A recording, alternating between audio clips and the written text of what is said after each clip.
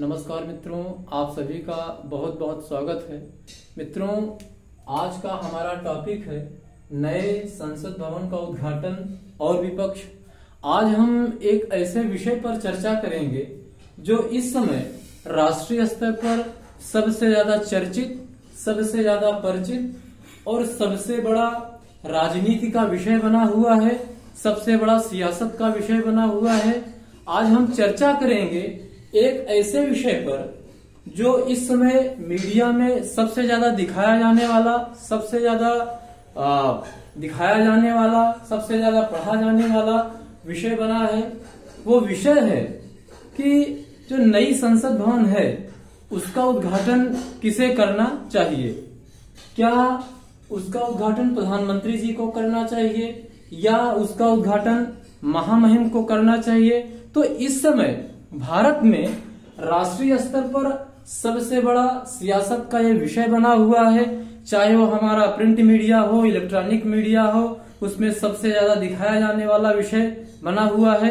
आज हम इसी विषय पर चर्चा करेंगे और भारत के विपक्षी दलों द्वारा इस मुद्दे को अनावश्यक तूल दिया जा रहा है। इस मुद्दे पर अनावश्यक राजनीति की जा रही है जिसका कोई औचित्य नहीं है और राजनीतिक दल इस समय इस विषय को लेकर के पूरी तरीके से सरकार पर हमलावर हैं, लामबंद हैं। तो मित्रों, ये जो विषय है, इसी विषय को लेकर के माननीय सुप्रीम कोर्ट में एक महोदय ने याचिका भी दाखिल की है। सुप्रीम कोर्ट में एक महाशय ने याचिका दाखिल की है और चूंकि उन्होंने याचिका तो दाखिल कर दिया, लेकिन उसका परिणाम वही हुआ, उसका वही हश्र हुआ जो होना चाहिए था। क्योंकि ये जो विषय है कि भाई अब आप ये सुप्रीम कोर्ट में ये पूछ रहे हैं कि आप ये निर्देश दीजिए कि जो नई संसद भवन है इसका उद्घाटन महामहिम को करना चाहिए, उन्हें मतलब बुलाया जाना चाहिए। तो इसमें उन्होंने पिटीशन तो फाइल कर दिया, लेकिन इसमें सुप्रीम कोर्ट ने याचिका को खारिज कर दिया। और होना भी यही था, इसलिए होना था क्योंकि अब नई संसद भवन का उद्घाटन कौन करेगा, कौन नहीं करेगा, इसमें न तो संविधान का कोई उल्लंघन हो रहा है, न ही भारत के किसी कानून का उल्लंघन हो रहा है। इसलिए नहीं हो रहा है क्योंकि संविधान के किसी भी अनुच्छेद में ऐसा कोई प्रावधान ही नहीं है कि जब स्वतंत्र भारत अपनी जरूरत के हिसाब से कोई नई संसद भवन बनाएगा तो उसका उद्घाटन किसको करना चाहिए, राष्ट्रपति करेंगे या प्रधानमंत्री करेंगे। इस प्रकार का कोई प्रावधान ही नहीं है पूरे के पूरे भारतीय संविधान के किसी भी अनुच्छेद में। तो संविधान का उल्लंघन नहीं है और न ही भारतीय संसद ने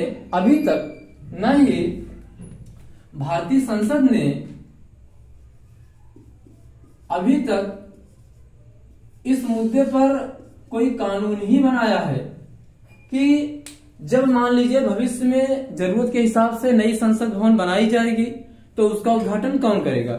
चूंकि संविधान में ऐसा कोई प्रावधान नहीं है, न ही संसद के द्वारा कोई लेजिस्लेशन बनाया गया है। तो इस प्रकार से न संविधान के किसी प्रावधान का किसी अनुच्छेद का उल्लंघन है और न ही किसी कानून का उल्लंघन है। तो इसीलिए सुप्रीम कोर्ट ने इस पूरे के पूरे जो ये पिटीशन फाइल की गई उसे खारिज कर दिया और होना भी यही था भाई, चूंकि इसका कोई बेस ही नहीं है और यहाँ पर कोई मानहानि का केस भी नहीं बनेगा। भाई सिर्फ मुद्दा ये है कि राष्ट्रपति जी को क्यों नहीं आमंत्रित किया गया, क्यों उनसे उद्घाटन नहीं करवाया जा रहा है, क्यों प्रधानमंत्री जी कर रहे हैं। तो यहाँ पर विपक्ष का जो डिमांड है, जो विपक्ष की मांग है, वो ये है कि इसका उद्घाटन महामहिम के द्वारा किया जाना चाहिए, न कि प्रधानमंत्री जी के द्वारा। तो विपक्ष की यही मांग है और इसी विषय को लेकर के विपक्ष इस समय सरकार पर हमलावर है, पूरा का पूरा विपक्ष लामबंद है और इस समय यही मुद्दा जो है सियासत का सबसे बड़ा विषय बना हुआ है। और ये सारी चीजें इस समय इलेक्ट्रॉनिक मीडिया हो, प्रिंट मीडिया हो, खूब चल रहा है। मित्रों, जैसा कि आप जानते हैं कल यानी 28 मई को प्रधानमंत्री माननीय श्री नरेंद्र मोदी जी नए संसद भवन का उद्घाटन करेंगे और निश्चित तौर पर ये 28 मई की जो तारीख है, जो कि कल वो शुभ अवसर आएगा, ये स्वतंत्र भारत के इतिहास में, एक लोकतांत्रिक भारत के इतिहास में बहुत शुभ अवसर की बात है। बहुत बड़ा एक ये उद्घाटन है नए संसद भवन का, तो अपने आप में ये एक ऐतिहासिक घटना है। क्योंकि ऐतिहासिक इसलिए है कि अभी तक जहां पर संसद की बैठक हो रही है, जो लोकसभा राज्यसभा की जो बैठकें चलती हैं, तो वो अंग्रेजों के द्वारा बनाया गया था। और चूंकि हमारी आबादी बहुत बढ़ चुकी है और इस समय हम विश्व के नंबर 1 राष्ट्र हैं आबादी के मामले में, तो चूंकि 2026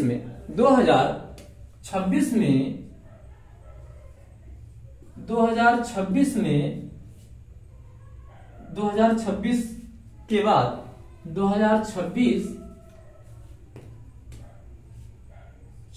के बाद सीटों को बढ़ाया जाएगा। तो ऐसी स्थिति में भाई एक नए संसद भवन की आवश्यकता थी, वो अति आवश्यक था, तो वो बनाया गया और ये रिकॉर्ड समय में बनाया गया।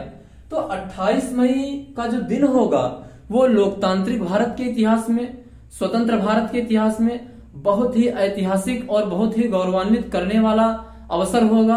और इसमें तो पूरे के पूरे राजनीतिक दलों को आना चाहिए। भाई ये देश की बात है, ये देश का संसद है ना, ये नरेंद्र मोदी जी की संसद नहीं है, ये बीजेपी की संसद नहीं है, भाई ये तो भारत की संसद है, इसमें सबको शामिल होना चाहिए। लेकिन अब चूंकि अब ये नहीं शामिल हो रहे हैं और 19 या इससे अधिक राजनीतिक दलों ने इसका बहिष्कार किया है, तो ये हमारे समझ से अच्छा स्टैंड नहीं है विपक्षी दलों का। भाई उन्हें आना चाहिए। ये देश का मतलब ये देश की संसद है ना, किसी एक पार्टी विशेष, किसी एक व्यक्ति विशेष की संसद तो है नहीं, तो इसमें आना चाहिए। खैर उनका जो भी स्टैंड है, लेकिन ये स्टैंड ठीक नहीं है और इस पर जो सियासत की जा रही है, जो राजनीति की जा रही है, इसका कोई औचित्य नहीं है, ये नहीं होना चाहिए। और अब भाई ये शोभा नहीं दे रहा है, तो अब चलिए अब करना उन्हीं लोगों को है। देखते हैं उन लोगों ने जो स्टैंड लिया है ये ठीक नहीं है। तो अब कल वो ऐतिहासिक अवसर, वो ऐतिहासिक पल आने वाला है जो कि स्वतंत्र भारत के इतिहास में स्वर्णिम अक्षरों में लिखा जाएगा। और चूंकि इस नई संसद भवन का उद्घाटन माननीय नरेंद्र मोदी जी करेंगे और राष्ट्रपति जी को इसमें आमंत्रित नहीं किया गया है, राष्ट्रपति जी इसका उद्घाटन नहीं करेंगे, तो इसी विषय को लेकर के पूरा का पूरा जो विपक्ष है वो लामबंद है और अनावश्यक राजनीति इस पर की जा रही है। और अब देखिए कि जो ये राजनीति की जा रही है इस पर, इसका कोई औचित्य नहीं है और ये नहीं होना चाहिए। भाई इसलिए नहीं होना चाहिए क्योंकि ये देश का सदन, मतलब देश की संसद है, इस पर इस प्रकार का व्यवहार या इस प्रकार की राजनीति नहीं होनी चाहिए। तो इस पर जो विपक्षी दलों ने इस पूरे के पूरे कार्यक्रम का जो बायकॉट करने का निर्णय किया है, उससे मतलब ये लोग बहिष्कृत कर रहे हैं, मतलब ये लोग आएंगे नहीं, तो ये अच्छा स्टैंड नहीं है। और हम ये समझते हैं कि विपक्षी दलों ने जो ये स्टैंड लिया है वो ठीक नहीं है और वो तार्किक लिहाज से भी ठीक नहीं है। और मैं आपके सामने 4 ऐसे तर्क प्रस्तुत करूंगा जिससे यह स्पष्ट हो जाएगा कि जो विपक्षी दलों का इस मामले में जो स्टैंड है, जो उनका रवैया है, जो उन लोगों ने इस प्रकार का निर्णय लिया है इस कार्यक्रम से, मतलब वो इस कार्यक्रम का वो बायकॉट करेंगे, इससे वो इसमें शामिल नहीं होंगे, तो वो ठीक नहीं है। तो हम आपके सामने 4 तर्क प्रस्तुत करेंगे जिससे स्पष्ट हो जाएगा कि ये इनका स्टैंड ठीक नहीं है और राष्ट्रपति जी को इस कार्यक्रम में शामिल नहीं किया गया है। और इस वजह से भारत के जो विपक्षी दल हैं इस पूरे के पूरे मुद्दे को देखिए किस प्रकार से प्रस्तुत कर रहे हैं। उनका यह कहना है विपक्षी दलों का कि चूंकि इस कार्यक्रम में महामहिम को प्रस्तुत नहीं किया जा रहा है, इसलिए विपक्षी दलों ने इस कार्यक्रम को बहिष्कार करने का, इसका बायकॉट करने का निर्णय किया है। और उन्होंने ये कहा है कि राष्ट्रपति जी को इसमें आमंत्रित नहीं किया जा रहा है, इसलिए उन लोगों ने अब सरकार पर मतलब 4 आरोप लगाए हैं कि भाई ये भारत में लोकतंत्र की हत्या है, ये भारत में लोकतंत्र की हत्या है, लोकतांत्रिक मूल्यों की अवहेलना है, राष्ट्रपति का अपमान है, और ये तमाम सारे आरोप उन लोगों ने लगाए हैं। तो अब देखिए कि इसमें राष्ट्रपति जी को आमंत्रित नहीं किया गया है, इसलिए विपक्षी दल ये आरोप लगा रहे हैं कि भारत में ये उन्होंने 4 आरोप लगाए हैं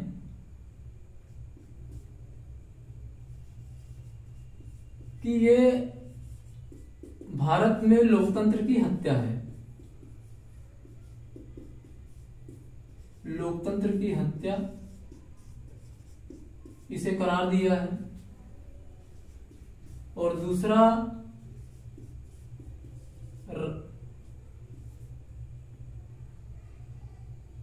राष्ट्रपति का अपमान, राष्ट्रपति का अपमान बताया है।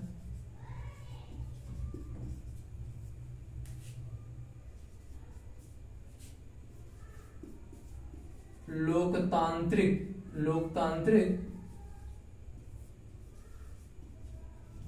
मूल्यों की अवहेलना,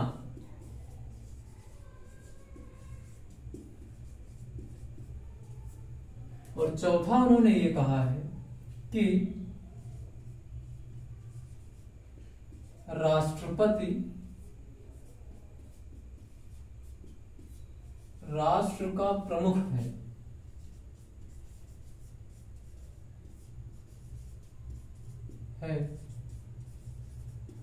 प्रधानमंत्री नहीं।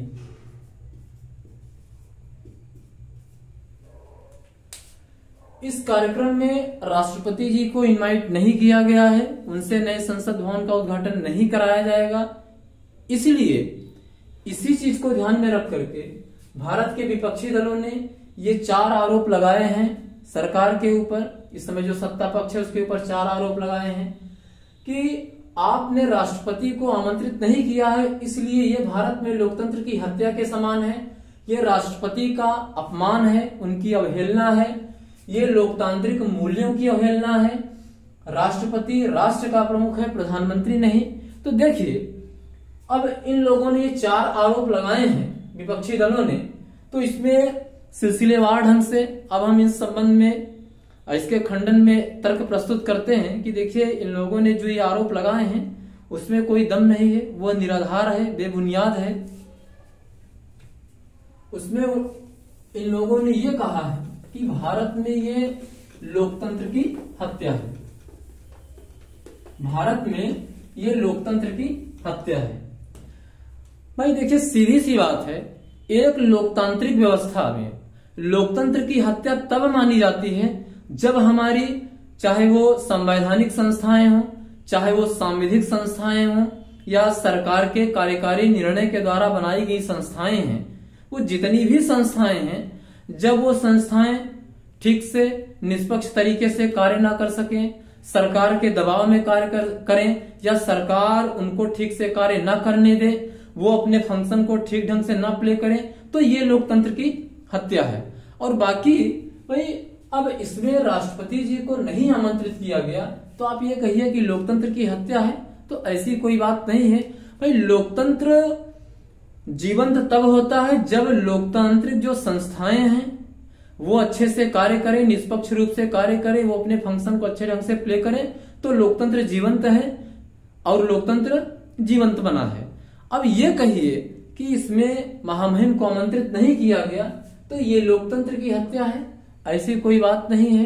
भाई अगर मान लीजिए फॉर एग्जाम्पल इस कार्यक्रम में महामहिम जी को आमंत्रित कर दिया जाए और उसके बाद लोकतांत्रिक जो संस्थाएं हैं या भारत की जितनी भी लोकतांत्रिक संस्थाएं हैं वो ठीक से कार्य ना करें, निष्पक्ष तरीके से कार्य ना करें, सरकार उन्हें ठीक से कार्य ना करने दे, तो बताइए वो लोकतंत्र की हत्या होगी ना। लोकतंत्र की हत्या ये थोड़ी ना हुई कि भाई अगर हमने महामहिम को एक खास कार्यक्रम में आमंत्रित नहीं किया तो ये लोकतंत्र की हत्या है।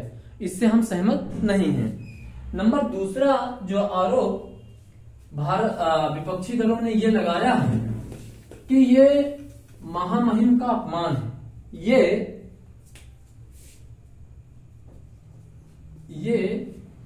महामहिम का अपमान है।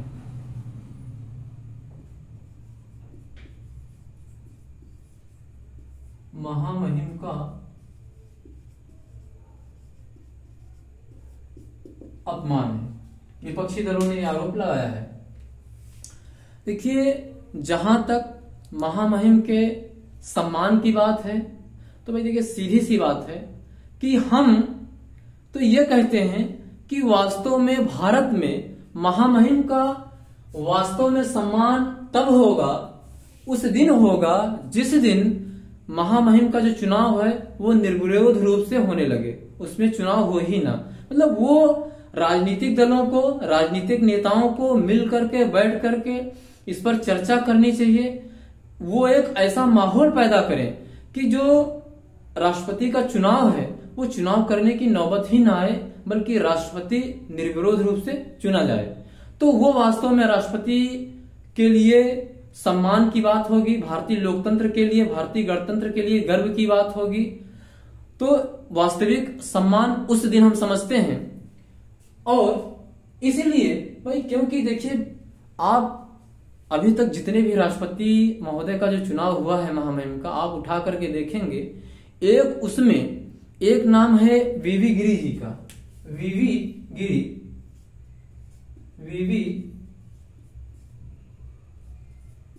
गिरी जी एक नाम, और दूसरा है नीलम संजीव रेड्डी। अभी तक जितने भी महामहिम का चुनाव हुआ है उसमें से वीवी गिरी जी एकमात्र ऐसे राष्ट्रपति रहे हैं जो निर्दलीय प्रत्याशी के रूप में जीते हैं। और इन्होंने कांग्रेस के जो प्रत्याशी थे नीलम संजीवा रेड्डी जी को हराया था चुनाव में। तो एकमात्र प्रत्याशी ऐसे हैं जो निर्दलीय प्रत्याशी रहे हैं।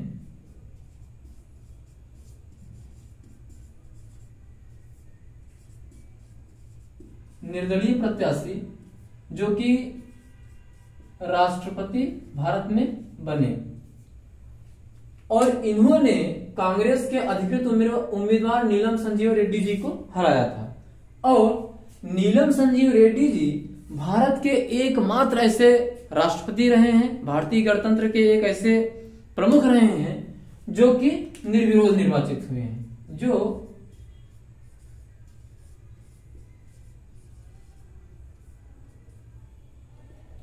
जो कि निर्विरोध चुने गए राष्ट्रपति के रूप में। अब आप देखिए, मात्र और मात्र सिर्फ 2 उदाहरण है जब आप देख रहे हैं कि भारत में अगर ये निर्विरोध चुने गए और ये एकमात्र निर्दलीय प्रत्याशी हैं जो राष्ट्रपति बने। अब नहीं तो देखिए कि जितने भी राष्ट्रपति हुए हैं वो सब के सब जो हैं, इन्हीं 2 नामों को छोड़ दिया जाए। क्योंकि नीलम संजीवा रेड्डी जी इनके इनके साथ जब चुनाव लड़े थे तो ये कांग्रेस के अधिकृत प्रत्याशी थे, ये चुनाव हार गए थे। और ये ऐसे प्रत्याशी हैं जो निर्दलीय प्रत्याशी के रूप में राष्ट्रपति बने। नहीं तो जितने भी लोग हुए हैं राष्ट्रपति वो सब सत्ता पक्ष के उम्मीदवार ही विजयी हुए हैं। जब हमारे कहने का आशय ये है कि जब विपक्ष ये जानता है कि भाई भारत में वही जीतता है जो सत्ता पक्ष का उम्मीदवार होता है। देखिए, मैं यहाँ भाजपा और कांग्रेस की बात नहीं कर रहा हूं, भाई सत्ता में चाहे जो भी हो, तो अभी तक जो भी उदाहरण रहे हैं इन 2 नामों को छोड़ दिया जाए तो यहाँ पर जो भी सत्ता पक्ष का उम्मीदवार रहा है वो राष्ट्रपति बना है। जब आप जानते हैं मतलब विपक्ष वाले कि भाई हमारा उम्मीदवार हार जाएगा, और चूंकि ये देश के प्रमुख का चुनाव है, राज्याध्यक्ष का चुनाव है, भारतीय गणतंत्र के जो प्रमुख हैं उनका चुनाव है, जब आप इस चीज को जानते हैं तो भाई सत्ता पक्ष के विरोध में उम्मीदवार उतारना ही नहीं चाहिए और विपक्ष को भी सत्ता पक्ष के उम्मीदवार का समर्थन कर देना चाहिए और महामहिम का चुनाव निर्विरोध हो जाए। तो ये आदर्श स्थिति, ऐसी स्थिति में ही राष्ट्रपति जी का जो वास्तविक मान सम्मान है हम समझते हैं हो पाएगा। और ये बात के लिए ये कहना, राजनीति करने के लिए कहना कि चूंकि इस कार्यक्रम में आमंत्रित नहीं किया गया तो ये राष्ट्रपति महोदय का अपमान है, तो इस आरोप में कोई दम नहीं है। भाई अगर मान लीजिए एक चीज और आप समझ लीजिए, अगर यहाँ पर चूंकि इस समय द्रौपदी मुर्मू जी भारत की राष्ट्रपति हैं और इनके जो विपक्ष में जो उम्मीदवार थे, विपक्षी दलों ने जो उम्मीदवार बनाया था वो यशवंत सिन्हा जी को बनाया था, और यकीन मानिए कि अगर यहाँ पर द्रौपदी मुर्मू जी का निर्विरोध रूप से निर्वाचन हुआ होता तो शायद सत्ता पक्ष के ऊपर या इसमें जो सरकार में है नरेंद्र मोदी जी या जो बीजेपी के नेतृत्व वाली जो एनडीए की सरकार है तो उन पर एक ज्यादा और मॉरल प्रेशर होता। अब चूंकि भाई अब विपक्ष ने यहाँ पर उम्मीदवार खड़ा किया ये जानते हुए कि हमारा उम्मीदवार हार जाएगा, तो जब चुनाव होता है इतने बड़े संवैधानिक पद के लिए, जब इतने बड़े संवैधानिक पद के लिए चुनाव होता है ये जानते हुए विपक्ष अपना उम्मीदवार खड़ा करता है कि हमारा उम्मीदवार हार जाएगा, तो इससे कहीं ना कहीं जो राष्ट्रपति की जो गरिमा है, जो इस संवैधानिक पद की जो प्रतिष्ठा है, गरिमा है, मान सम्मान है, उसमें कहीं ना कहीं कमी आती है। ये बिल्कुल कहीं ना कहीं कमी आती है। और शायद अगर निर्विरोध रूप से द्रौपदी मुर्मू जी का चुनाव हुआ होता तो इस समय सत्ता पक्ष के ऊपर एक मॉरल प्रेशर होता, इसमें कोई दो राय नहीं है, तब शायद तस्वीर ये होती। और इतना सब कुछ जानते हुए भी विपक्ष ने उम्मीदवार खड़ा किया और अंततः वही हुआ जिसकी उम्मीद थी। और अब एक इस कार्यक्रम में आमंत्रित नहीं किया गया तो इसको आप कह रहे हैं कि महामहिम का अपमान है। अरे सही सम्मान तो वो होता कि आप महामहिम का मतलब जो राष्ट्रपति के चुनाव में जो सत्ता पक्ष का उम्मीदवार था उसको समर्थन कर देना चाहिए और निर्विरोध हो जाते। भाई वो देश के प्रमुख का चुनाव है ना, एक पार्टी के उम्मीदवार का चुनाव थोड़ी ना है, भाई वो देश के प्रमुख का चुनाव है। और आप इस बात को भली भांति जानते हैं कि सत्ता पक्ष का उम्मीदवार जीतेगा, उसमें कोई दो राय नहीं, लेकिन फिर भी आप विपक्ष में उम्मीदवार खड़ा कर रहे हैं। तो इससे कहीं न कहीं इस प्रकार के व्यवहार से जो राष्ट्रपति पद की जो प्रतिष्ठा है, गरिमा है, वो कहीं ना कहीं इसमें क्षरण होता है, इसमें कोई दो राय नहीं है। और सिर्फ राजनीति के लिए कहना कि ये राष्ट्रपति का अपमान है तो इसमें कोई बहुत बड़ा मतलब कोई बहुत मजबूत तर्क नहीं है।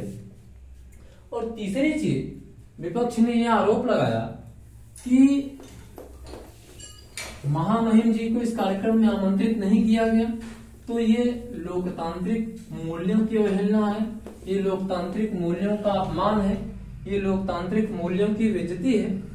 तो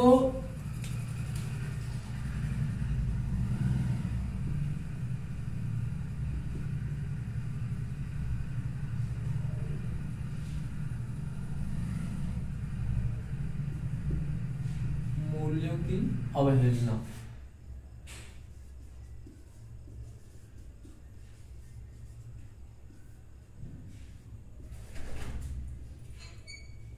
इसको विपक्ष लोकतांत्रिक मूल्यों की अवहेलना के रूप में भी प्रचारित कर रहा है।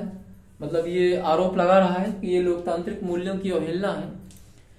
देखिए लोकतांत्रिक मूल्य होते क्या हैं भाई? लोकतांत्रिक मूल्य मतलब किसी विषय को लेकर के सत्ता पक्ष और विपक्ष में यदि टकराव हो तो वो आपस में बैठ करके डिस्कशन करें, चर्चा करें, डिबेट करें और कोई एक सम्मानजनक रास्ता निकालें और किसी भी मुद्दे पर एक स्वस्थ वार्ता हो और उस स्वस्थ वार्ता से चीजें अच्छी निकल करके आए, ये लोकतांत्रिक मूल्य होता है।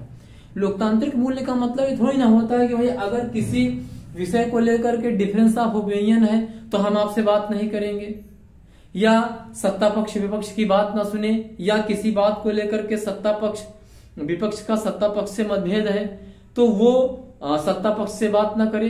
तो इस प्रकार की स्थिति जो होती है वो लोकतांत्रिक मूल्यों की अवहेलना है, लोकतांत्रिक मूल्यों का अपमान है, बेइज्जती है। ये अगर किसी भी विषय पर सत्ता पक्ष या विपक्ष के बीच टकराव है, डिफरेंस ऑफ ओपिनियन है, मतभिन्नता है, तो उसमें यदि वो बात नहीं करते हैं तो ये लोकतांत्रिक मूल्यों की अवहेलना है, या सत्ता पक्ष विपक्ष की बात ना सुने तो ये लोकतांत्रिक मूल्यों की अवहेलना है। और अब ये थोड़ी ना है कि भाई अगर किसी कार्यक्रम में आमंत्रित नहीं किया गया तो ये लोकतांत्रिक मूल्यों की अवहेलना हो गई। बताइए पूरा का पूरा जो बजट सत्र है वो हो हंगामा के चक्कर में समाप्त हो गया, उस पर सही से डिस्कशन डिबेट नहीं हुआ, तो इसमें कहीं ना कहीं सत्ता पक्ष की भी गलती रही है और विपक्ष की भी रही है। जो पूरा का पूरा जो बजट सत्र पूरा का पूरा वॉश आउट हो गया, मतलब वो हल्ला के चक्कर में वो निकल गया, तो इसमें कहीं ना कहीं दोनों लोगों की गलती है।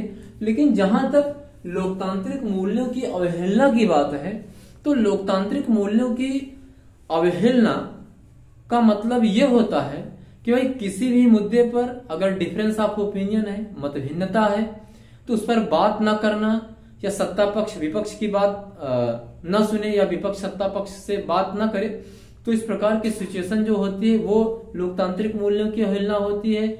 या एक दूसरे का जो मतलब मान सम्मान होता है, एक दूसरे के विचारों का सम्मान न करना, ये लोकतांत्रिक मूल्यों की अवहेलना होती है। लोकतांत्रिक मूल्यों की अवहेलना का मतलब ये नहीं कि आपने किसी कार्यक्रम में किसी को नहीं बुलाया, भाई उसको न बुलाने के क्या कारण है अभी ये तो स्पष्ट नहीं हो रहा है, लेकिन यदि नहीं बुलाया गया तो आप ये कहिए कि ये लोकतांत्रिक मूल्यों की अवहेलना है, तो ये इसमें कोई बहुत ज्यादा वो अदम नहीं है। भाई लोकतांत्रिक मूल्यों को बनाए रखना सत्ता पक्ष और विपक्ष दोनों की समान जिम्मेदारी है। और जो चौथा आरोप विपक्ष ने ये लगाया है इस पूरी की पूरी घटना को लेकर के,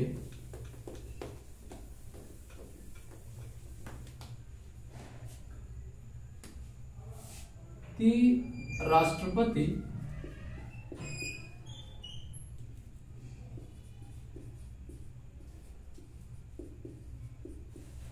देश का प्रमुख होता है,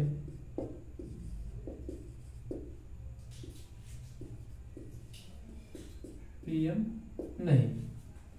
देखिए जो ये चौथा आरोप उन लोगों ने लगाया है कि राष्ट्रपति देश का प्रमुख होता है, पीएम नहीं, तो ये बात सही है कि राष्ट्रपति देश का प्रमुख होता है, ये बात बिल्कुल सही है। लेकिन प्रधानमंत्री की भूमिका भी एक संसदीय प्रणाली में बहुत ही केंद्रीय भूमिका होती है, क्योंकि जो राष्ट्रपति है ये राज्याध्यक्ष होता है, ये राष्ट्र का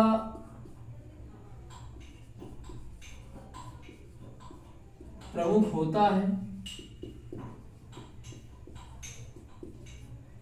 देश का संपूर्ण शासन प्रशासन जो है राष्ट्रपति के नाम से चलाया जाता है।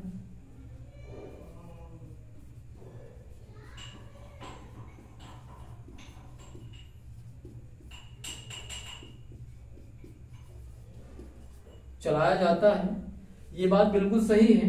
लेकिन एक संसदीय प्रणाली में, एक पार्लियामेंट्री सिस्टम में प्रधानमंत्री की भूमिका बहुत ही महत्वपूर्ण होती है, क्योंकि जो राष्ट्रपति या राजा जो होता है वो राज्याध्यक्ष होता है, राष्ट्र का प्रमुख होता है, देश का जो शासन प्रशासन होता है उसी के नाम पर चलाया जाता है। लेकिन राष्ट्रपति की प्रधानमंत्री की भूमिका भी बहुत ही महत्वपूर्ण होती है, क्योंकि जो प्रधानमंत्री होता है ना ये शासनाध्यक्ष होता है,